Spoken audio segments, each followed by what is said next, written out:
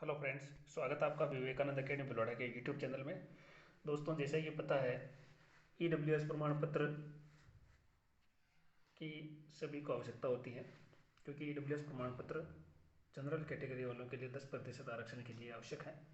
और अभी third grade के लिए फॉर्म भरे जा रहे हैं और बहुत सारी जो भी वैकेंसी होती है, आवेदन करने की अंतिम तिथि से पहले का ईडब्ल्यूएस प्रमाण पत्र बनना होना चाहिए। और इसमें क्या होता है दोस्तों, सत्र चलता है। जैसे अभी 2022 चल रहा है, तो 2022 और 23 का प्रमाण पत्र होना चाहिए। लेकिन इसमें भी दो शर्तें हैं। आजकल राजस्थान सरकार में अलग और केंद्र सरकार में अलग नियम है। राजस्थान सरकार में 3 साल की वैलिडिटी भी होती है। ठीक है, तो मैं आप लोगों को बताऊंगा कि कौन से साल का वैलिड है, कौन से साल का। और आप लोगों को नया फार्म भी बनवाना है, तो उसके लिए भी आप लोगों को क्या करना होगा, वो सारी चीज़ मैं आप लोगों को यहाँ पर बता दूंगा दोस्तों। ठीक है ना। तो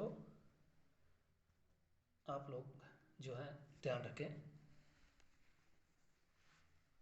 नेक्स्ट जो बात करते हैं दोस्तों, तो इसके अंदर आप लोगों को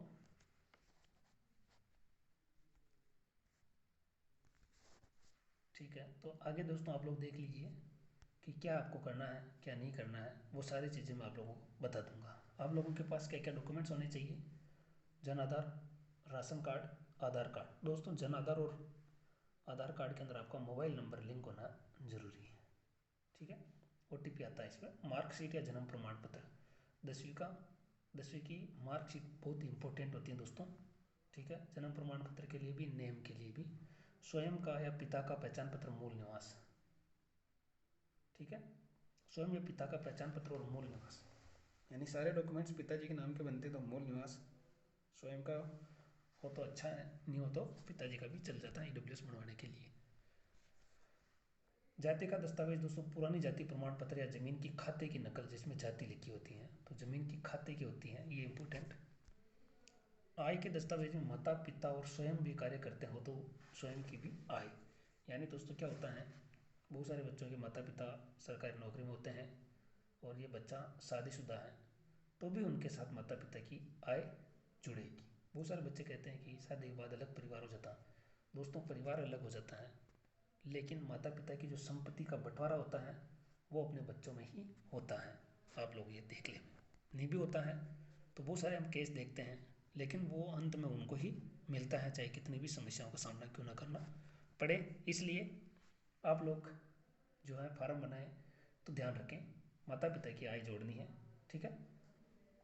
अब नेक्स्ट इंपॉर्टेंट जो बहुत ही ज़्यादा चर्चा में है, शादीशुदा महिला की ईडब्ल्यूएस प्रमाण पत्र में पटवारी की रिपोर्ट पिता के निवास स्थान से होगी।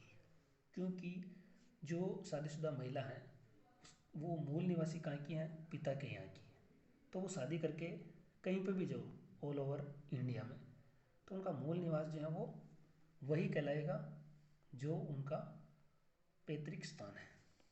शादीशुदा महिला में आय के दस्तावेज, समझ रहे हो ना दोस्तों, पिता और पति स्वयं भी कार्य करते हो तो स्वयं का भी। यानी अगर आप लोग शादीशुदा महिला अगर ईडब्ल्यूएस बनवा रही है, तो उनके उनके अंदर आप लोगों को जो दस्तावेज हैं उनमें पिता की आय के साथ पति, यानी पिता और पति और स्वयं स्वयं की आय भी करते हैं दोस्तों। और ये जो सारे डॉक्यूमेंट्स हैं वो मैंने कलेक्ट्री के अंदर से लिए हैं, वहाँ जा कर के देखे हैं, सारी चीज़ें हैं। अगर आप लोगों को, अब बहुत सारे लोगों के पास तरीके खूब सारे हैं, लेकिन दोस्तों आप लोग ईमानदारी से बनाएं ताकि आगे भविष्य में आप लोगों के और आपके पिताजी की नौकरी पर कोई प्रॉब्लम नहीं आए। कार्य करते हो तो स्वयं भी। प्रमाण पत्र में नाम जनाधार कार्ड से ही आएंगे, तो जनाधार कार्ड आप मोबाइल नंबर और नाम और पता सही होने चाहिए। सेंट्रल के ईडब्ल्यूएस में प्रॉपर्टी के दस्तावेज भी साथ में लगेंगे। यानी अगर आप लोग राजस्थान स्टेट का बना रहे हैं तो आय प्रमाण पत्र लगेगा, और बाकी आधार वगैरह नहीं लगेंगे। बाकी अगर आप लोग सेंट्रल का बनवा रहे हैं तो वहाँ पर प्रॉपर्टी के दस्तावेज, यानी अगर आप लोगों के शहर में 1000 स्क्वायर से ज़्यादा का प्लॉट है तो वो आप लोग एलिजिबल नहीं है ईडब्ल्यूएस के लिए। और गाँवों में जो है 2000 तक स्क्वायर फीट का प्लॉट अगर आप लोगों के पास है तो आप लोग इसके लिए एलिजिबल नहीं है। तो केंद्र में तो दोस्तों बहुत सख्त नियम है, राजस्थान स्टेट में दोनों नियम हटा दिए हैं। लेकिन आय का, जैसे बहुत सारे लोग क्या होते हैं दोस्तों, जैसे ये एक बेरोजगार है, इनके जैसे माता पिता, माता और ये पिता दोनों गवर्नमेंट जॉब में है।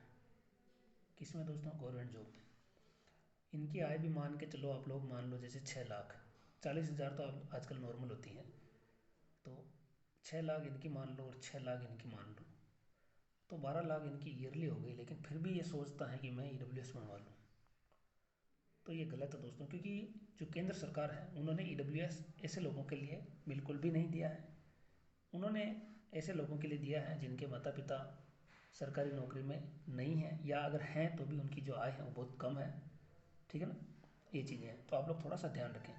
8 लाख से ऊपर अगर आप लोगों की आय है, ध्यान रखें। और स्पेशल सरकारी कर्मचारी और जिनका आईटीआर भरते हैं, चाहे प्राइवेट कंपनी में भी हो, ध्यान रखें, क्योंकि आजकल बहुत सख्त नियम बने हुए हैं। और जो दो राजपत्रित अधिकारी हैं, 2 राजपत्रित अधिकारी के साइन भी होते हैं। तो अगर कोई राजपत्रित अधिकारी है जैसे फर्स्ट ग्रेड सेकंड ग्रेड, उनसे भी मैं निवेदन करना चाहूँगा कि जो भी आप लोगों के पास ईडब्ल्यूएस बनवाने आए, तो उनका आप फार्म नंबर 16 अगर सरकारी नौकरी में है तो ज़रूर चेक करें।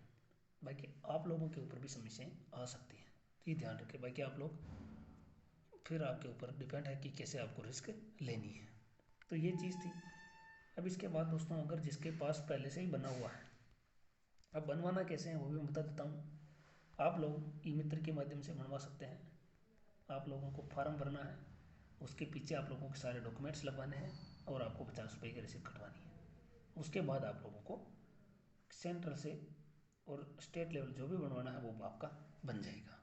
लगभग लगभग ये पूरा प्रोसेस 15 से 20 दिन का होता है। अब मान लो किसी के पास जैसे 2020 में बनाया हुआ वो 21 वाले सेशन का था। अब बहुत सारे बच्चे बोल रहे हैं कि सर हम ईडब्ल्यूएस बनवाए नहीं बनवाए। तो ऐसे में क्या करना होता है कि अगर आप लोगों के पास आय अगर 8 लाख से कम है और वो सारी जो शर्तें हैं, यानी आपके परिवार की आय 8 लाख से कम है, तो आप 2020-21 का बना हुआ भी आप यूज में ले सकते हैं। ठीक है, वो चल जाएगा। आपको सिर्फ और सिर्फ क्या करना है, इस तरह का एक शपथ पत्र लगाना, 50 रुपये का, इस तरह का आपको एक शपथ पत्र लगाना है। तो आपको शपथ पत्र लगाने के बाद इसमें क्या होता है, मैं शपथ पूर्वक निवेदन करता हूँ कि मैं राजस्थान का मूल निवासी हूँ। मतलब ये है कि आप विदेशी या बाहर के, राजस्थान के बाहर के नहीं होने चाहिए। समझ गए हो ना? चाहे आप शादीशुदा भी हों तो भी राजस्थान के हों। अगर आप राजस्थान से शादी करके जा रहे हैं या बाहर से आ रहे हैं, राजस्थान के होने चाहिए। मैं शपथ पूर्वक निवेदन करता हूँ, सामान्य वर्ग में आता हूँ, यानी आपने पहले किसी भी तरह का कोई आरक्षण का फायदा नहीं ले रहे हो, ऐसी कैटेगरी में नहीं होना चाहिए। मैं शपथ पूर्वक निवेदन करता हूँ, अनुसूचित जाति, अनुसूचित जनजाति, पिछड़ा वर्ग के लिए आरक्षण की विद्यमान योजना के अंतर्गत नहीं आता हूँ। ठीक है, और 8 लाख रुपए की आय नहीं है, ये ध्यान रखें। और इस वार्षिक आय पर समस्त स्रोत वेतन कृषि जो भी है ये ध्यान में रखें। ठीक है, अगर फिर भी अगर कोई बना देता है आपके आसपास में, तो आप भी थोड़ा सा इसको ध्यान में रख सकते हैं। फार्म नंबर 16 अगर सरकारी नौकरी में है उन लोगों के लिए बता देता हूँ। अगर आपको 22-23 का बनाना है तो इसे 1 अप्रैल से 31 मार्च तक का फार्म नंबर 16 आता है। ठीक है दोस्तों, और उसमें फार्म नंबर 16 में अगर कहीं पर भी आपकी आय 8 लाख से ज़्यादा है, जैसे एक फार्म नंबर 16 आप देखें, यहाँ पर 6 लाख रुपए हैं। अगर आपकी आय यहाँ पर 8 लाख, ठीक है, 8 लाख रुपए 1 रुपया भी है, 8 लाख 1 रुपया भी कहीं पे भी फार्म में कहीं पे भी लिखा हो। बहुत सारे बच्चे बोल रहे हैं कटौती होती है, ये सब कुछ भी ऐड नहीं होता है। वो सारी कटौतियाँ आपको लास्ट में मिलती हैं, पेंशन मिलती हैं, सरकार को सब पता है। तो आप लोग ग्रॉस इनकम जो भी है 8 लाख से अगर आपके फार्म नंबर 16 में कहीं पे भी लिखे हुए हैं तो आप इसके पात्र नहीं होंगे। अगर इस तरह से हैं 8 लाख से कम तो ये पात्र हैं, 8 लाख से अगर ज़्यादा हैं तो वो पात्र नहीं होगा, ध्यान में रखें। माता पिता दोनों सरकारी नौकरी वाले आप लोग स्पेशल ध्यान रखें, और जिनकी आय 8 लाख से ज़्यादा है वो ध्यान रखें। क्योंकि आप शपथ पत्र ऐसा, जैसे आपका पुराना मान लो जैसे आपका पुराना है 2000 मान लो कि जैसे आपने पिछले साल 2022 में बनवाया था या 2021 में बनवाया था, तो ये 21-22 का सेशन क्या हो गया, 21-22। अब मान लो कि आपके उस टाइम पर पिताजी की आय थी 7,50,000 रुपये, 7,50,000 रुपये। लेकिन इस सत्र में आपकी जो आय है, जैसे 2021-22 का बनाया तो 20-21 की आय जुड़ी, लेकिन 21-22 में आय बढ़ करके 8 लाख प्लस हो गई है। तो आपको आप ऐसा नहीं सोचें कि मैं भी शपथ पत्र बनवा दूँ। शपथ पत्र बनाकर आप नहीं लगा सकते हैं। ध्यान रखें, आप अगर ऐसा करते पाए जाते हैं तो आपके पिताजी और आप दोनों की नौकरी जो खतरे में पड़ सकती हैं। ध्यान रखें। और अगर आप लोगों के आसपास कोई ऐसा पाया जाता है तो आप लोग 181 पर जनसंपर्क पोर्टल पर संपर्क कर सकते हैं, या फिर आप लोग कलेक्ट्री एसडीएम कार्यालय में संपर्क कर सकते हैं। वहाँ पर आप लोग कंप्लेन कर सकते हैं। आप लोगों का बिल्कुल भी नाम कहीं पर भी नहीं आएगा। आप लोगों का नाम कहीं पर भी नहीं आएगा कि आप लोगों को, आपको लगता है कि यार ये सरकारी कर्मचारी हैं, इनकी ज़्यादा आय है, तो आप लोग है ना उनके खिलाफ आप लोग एसडीएम कार्यालय में जा सकते हैं, ये चीज़ें कर सकते हैं। बहुत सारे बच्चे मेरे लिए कुछ सोचेंगे, तो दोस्तों मैं गलत के खिलाफ आवाज़ उठाता हूँ और उठाता रहता हूँ, इसमें कोई गलत बात नहीं है, ठीक है। अब होता क्या दोस्तों, बहुत सारे बच्चे मेरे को भी बोलते हैं, लेकिन ऐसा नहीं होता।